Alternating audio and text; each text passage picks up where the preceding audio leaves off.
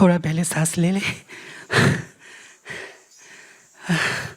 सभी को नमस्कार, मैं दीप ज्योति, ये मेरा दोस्त दीपांकर।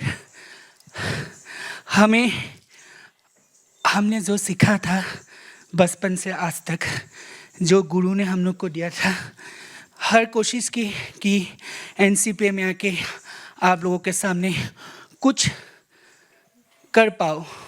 शंकरदेव माधवदेव हमारा गुरुजन है।